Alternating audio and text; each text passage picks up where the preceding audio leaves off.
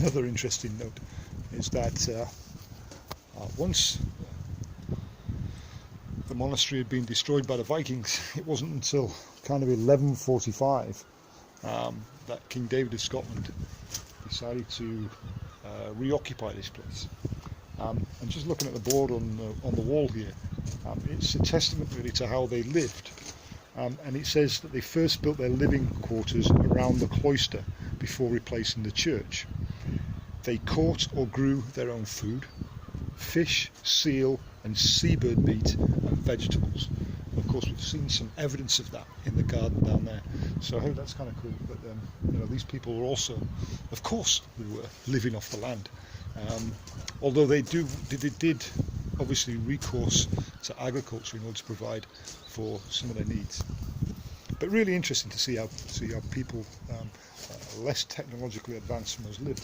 And of course they would be very, very hardy people, which I suppose brings me on to another subject about being fit to survive. And I'm lucky, I'm 56, I've had a very, very active life, and although I've got a torn hamstring at the moment from doing contact drills on a hostile area course last week, you know, I can still get around this island pretty well. But I know a few people that just could not drag their heavy asses around this place. So in order to be a survivor, you've got to be fit to survive. And I think the other thing you have is you've got to be mentally robust enough to survive. As we've seen, if anybody watches the program Alone, which is a program I had some input into in terms of selecting candidates for the first series of that program.